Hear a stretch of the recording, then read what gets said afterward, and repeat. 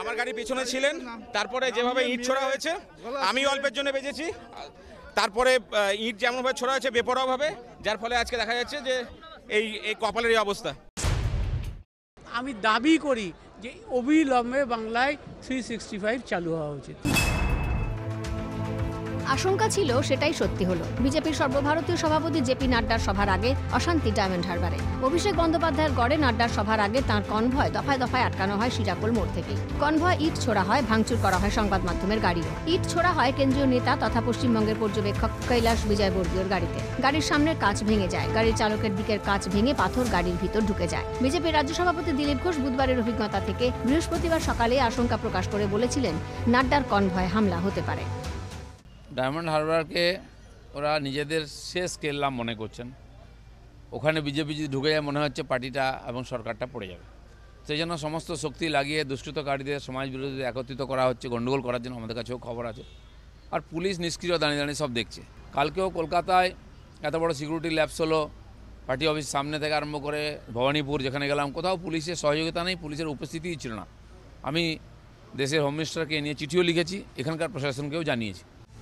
দিলীপ ঘোষের চিঠির পরই রাজ্যের কাছ থেকে রিপোর্ট তলব করেন কেন্দ্রীয় স্বরাষ্ট্রমন্ত্রী অমিত শাহ। কিন্তু তবুও বদলালো না পরিস্থিতি, বরং আরও উত্তপ্ত হলো তা। বৃহস্পতিবার ডায়মন্ড হারবার যাওয়ার পথে বহু জায়গায় বারবার আটকানো হয়েছে নাড্ডার কনভয়। কৃষি আইন বাতিলের দাবিকে সামনে রেখে বিক্ষোভ দেখানোর নামে কার্যত নাড্ডার কনভয় হামলাই যেন লক্ষ্য ছিল তৃণমূলের। শিরাকোলে বিক্ষোভের নেতৃত্বে ছিল রাজ্যের মন্ত্রী গিয়াসউদ্দিন মোল্লা ও তৃণমূল যুবর জেলা সভাপতি শওকত মোল্লা। সেখানেও কনভয় লক্ষ্য করে ইট ছোড়া হয়। বিজেপি নেতাদের গাড়ির ওপর চড়া হয় তৃণমূলীরা, আক্রান্ত হয় বিজেপি কর্মীরাও। পুলিশ ও বিজেপির কার্যকর্তাদের গাড়ির কাঁচও ভেঙে দেওয়া হয়।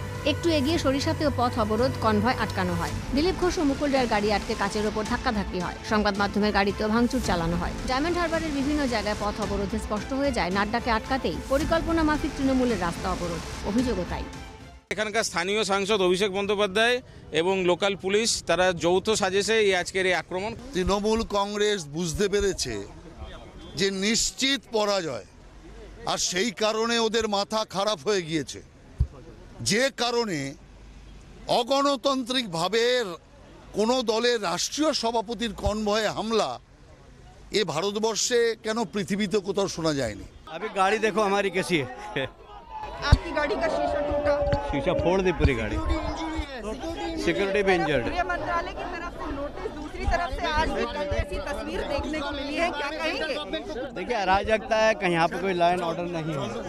গণ আন্দোলনের ওপর এইরকম ধরনের নিকৃষ্টতম হাঙ্গামা আমি আমার রাজনৈতিক জীবনে দেখিনি, এবং আমি মনে করি এই অবস্থা থেকে আমি দাবি করি যে অবিলম্বে বাংলায় 365 চালু হওয়া উচিত। অভিযোগ, তৃণমূলী সন্ত্রাসের শুরু বুধবার রাত থেকেই। দলীয় পতাকা ও ব্যানার লাগানোর সময় বিজেপি কর্মীদের বেধড়ক মারধরের অভিযোগ উঠেছে তৃণমূলের বিরুদ্ধে। এটা প্রমাণিত হলো পুরো পশ্চিম বাংলাটায় আইনের শাসন আর নেই। আইনের শাসনকে ধ্বংস করে দেওয়া হয়েছে। না, এটা একদম উপদ্রুত এলাকা কেন, এর চাইতেও যদি বলা হয় তার চাইতেও খারাপ অবস্থায় আছে। এখানে কোনো আইনের শাসন নেই, এখানে ইরেগুলারটাই রেগুলার।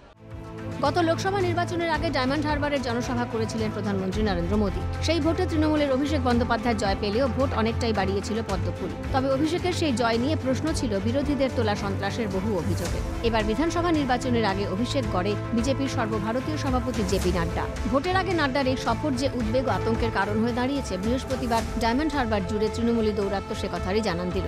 বোধহয় একই সঙ্গে জানান দিল ডায়মন্ড হারবার জুড়ে যে সন্ত্রাসের অভিযোগে এতদিন সোচ্চার বিরোধীরা, ঘটনাও যেন সেরকমই। Bureau report, Calcutta television network.